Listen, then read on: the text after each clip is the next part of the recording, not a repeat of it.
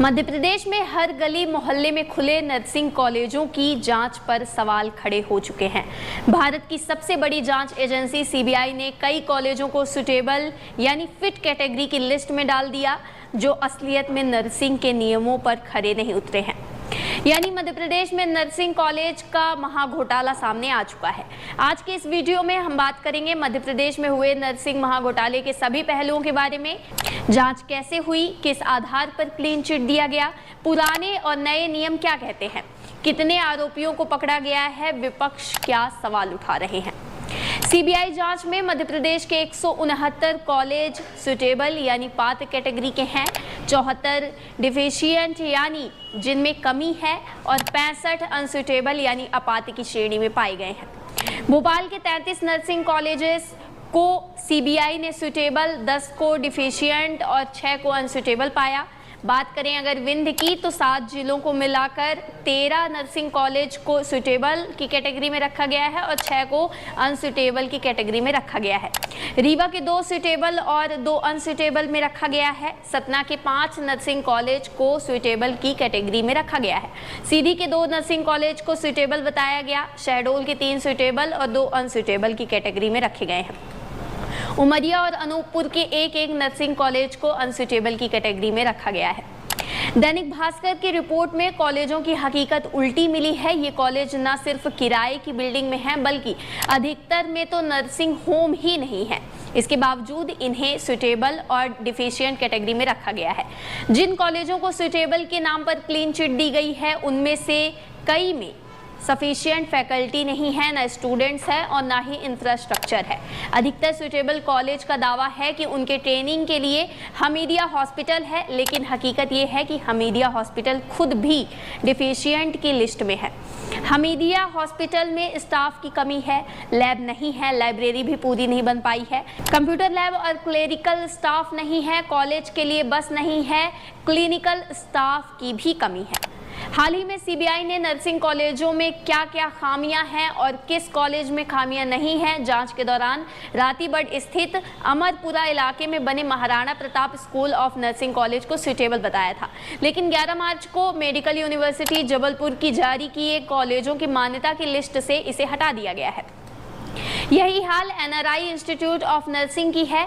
इसे भी सीबीआई ने सुटेबल कैटेगरी में रखा था, लेकिन मेडिकल यूनिवर्सिटी जबलपुर ने इसे एफिलिएशन की लिस्ट में जगह नहीं दी। जब जांच के लिए सीबीआई की टीम कॉलेजों में पहुंची तो उसके पहले ही कई कॉलेज संचालकों ने नर्सिंग काउंसिल में दिए गए पते की जगह दूसरे पते पर नई बिल्डिंग किराए की और खुद की बताकर इंस्पेक्शन करा लिया। इसी बेस पर अधिकतर सुटेबल कैटेगरी में आ गए। वहीं सीबीआई को यह भी देखना था कि आदिवासी बाहुल्य इलाकों में संचालित हो रहे कॉलेजों से हॉस्पिटल की दूरी 30 किलोमीटर से ज़्यादा नहीं हो सकती है, जबकि प्रदेश में कई जगहों पर 50 से 70 किलोमीटर दूर वाले स्थानों पर संचालित हो रहे हैं। अब आइए नजर डालते हैं नर्सिंग कॉलेज के पुराने नियमों पर। 30 छात्रों के लिए 600 वर्ग फीट का लेक्चर हॉल, टोटल कॉलेज 23,000 वर्ग फीट से ज़्यादा में संचालित होना चाहिए। नर्सिंग फाउंडेशन प्रयोगशाला 1500 वर्ग metre, midwife and child health 900 वर्ग फीट और न्यूट्रिशन 900 वर्ग फीट अलग से होना चाहिए। 10 छात्रों पर एक असिस्टेंट प्रोफेसर और टीचर होने चाहिए। 3000 वर्ग मीटर का मल्टीपर्पज़ हॉल, जिसे किराए पर भी लिया जा सकता था। बायो के अलावा मैथ्स, आर्ट्स और कॉमर्स से 12वीं पास करने वाले छात्र भी एएनएम नर्सिंग और जीएनएम नर्सिंग का डिप्लोमा कर सकते थे। नियमों की सर्जरी के बाद ये बदलाव हुए जो 2024 से है, तो इन पर एक नज़र डालते हैं। सिर्फ 900 वर्ग फीट का लेक्चर हॉल केवल 60 छात्रों के लिए। कॉलेज अब 8000 वर्ग फीट में भी संचालित हो सकता है। नर्सिंग फाउंडेशन प्रयोगशाला के लिए सिर्फ 900 वर्ग मीटर, जिसमें मिडवाइफ एंड चाइल्ड हेल्थ और न्यूट्रिशन भी शामिल है। 20 छात्रों पर एक असिस्टेंट प्रोफेसर और टीचर। नए नियम में मल्टीपर्पज़ हॉल को हटा दिया गया है। अब सिर्फ बायो से 12वीं पास करने वाले ही एएनएम नर्सिंग और जीएनएम नर्सिंग का डिप्लोमा कर सकते हैं। सवालों के बाद नर्सिंग कॉलेजों से रिश्वत लेकर उन्हें सुटेबल यानी परफेक्ट बताने वाली सीबीआई की गैंग के रिंग लीडर रहे इंस्पेक्टर राहुल राज को होम मिनिस्ट्री ने बिना देर किए बर्खास्त कर दिया है। लेकिन राहुल का रोल केवल नर्सिंग घोटाले तक सीमित नहीं है। सीबीआई के सीनियर ऑफिसर्स ने इस बात की पुष्टि की है कि राहुल राज को व्यापम घोटाले से जुड़े कई खास केसेस की जांच भी सौंपी गई थी। दिल्ली सीबीआई इस बात की भी अंदरूनी जांच करेगी कि राहुल ने पहले के केसों में भी क्या किसी को फायदा पहुंचाया है। वहीं राहुल राज ने हाई कोर्ट में नर्सिंग कॉलेजों को लेकर जो सुटेबल कॉलेजों की लिस्ट सौंपी है, क्या उसमें भी कोई घालमेल हुआ है। इसे लेकर सीबीआई के सीनियर ऑफिसर्स कहते हैं कि अब गेंद पूरी तरह से हाई कोर्ट के पाले में जा चुकी है।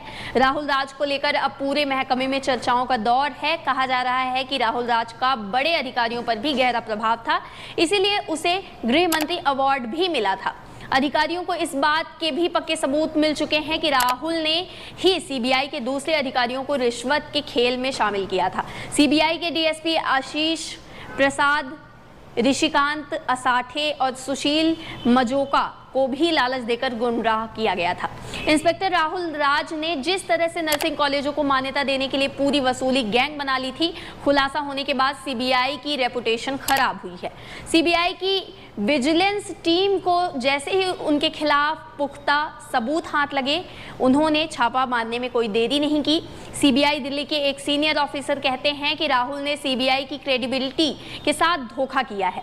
उसे सीबीआई दिल्ली ने रंगे हाथों रिश्वत के साथ पकड़ा है।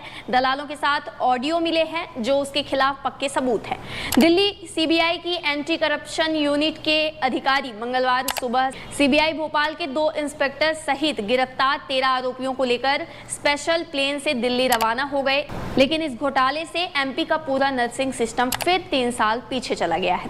एमपी में नर्सिंग कॉलेज में हुए घोटाले को उजागर करने वाले लॉ स्टूडेंट एसोसिएशन के चेयरमैन और एडवोकेट विशाल बघेल का कहना है कि सीबीआई की रिपोर्ट के बाद ही हाई कोर्ट ने एमपी के नर्सिंग कॉलेजों के 40,000 बच्चों की परीक्षा कराने का आदेश दिया था।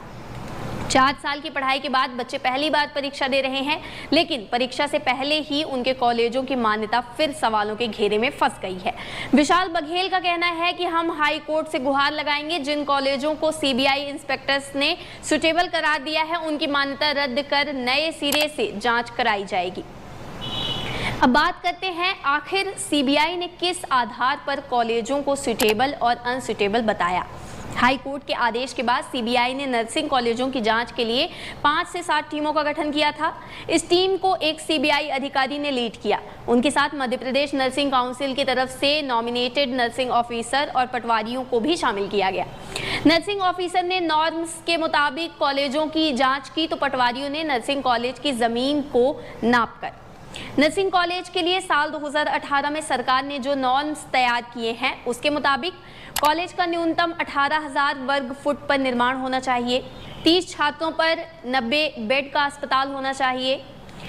छात्रों की संख्या बढ़ती है तो एक छात्र पर 3 बेड बढ़ाने होंगे। 10 छात्रों पर एक फैकल्टी कंपलसरी है।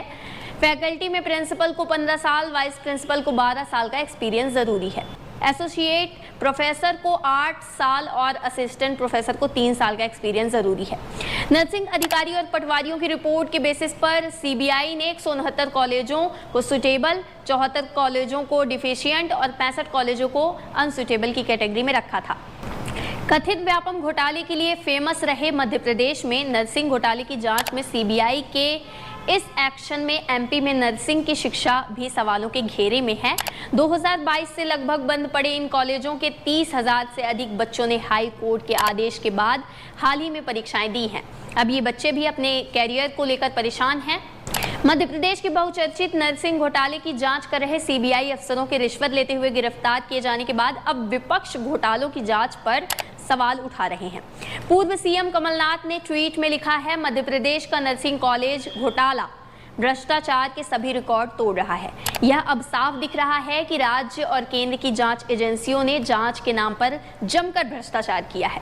इससे यह भी पता चलता है कि मध्य प्रदेश के व्यापम घोटाले में कैसे लीपापोती की गई होगी, व्यापम पटवारी भर्ती और महाकाल लोक में कैसे गुनाहगारों को बचाया गया होगा, पटवारी भर्ती घोटाले को कैसे क्लीन चिट मिली होगी, महाकाल लोक घोटाले के गुनाहगारों को कैसे बचाया होगा। ये सवाल बार बार लिखा है। जांच में इस तरह का भ्रष्टाचार बिना ऊपर के संरक्षण के नहीं हो सकता। सच्चाई तभी सामने आ सकती है जब उच्च न्यायालय की निगरानी में निष्पक्ष जांच कराई जाए। नरसिंह घोटाले की जांच की तस्वीर सामने आने पर पता लग गया कि व्यापम घोटाले की जांच कैसी हुई होगी।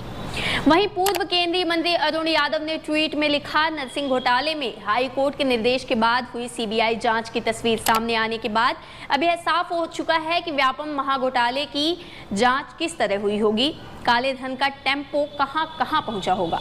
अब जरूरी है कि मध्य प्रदेश के नए माननीय न्यायाधिपति संज्ञान लेकर नरसिंह और व्यापम दोनों ही महाघोटालों की जांच की भी जांच करवाएं, क्योंकि भ्रष्टाचार की नदी देश एवं प्रदेश में सब समुद्र के रूप में बदल गई है और देश प्रदेश वासियों का विश्वास अब सिर्फ और सिर्फ न्यायपालिका पर ही है।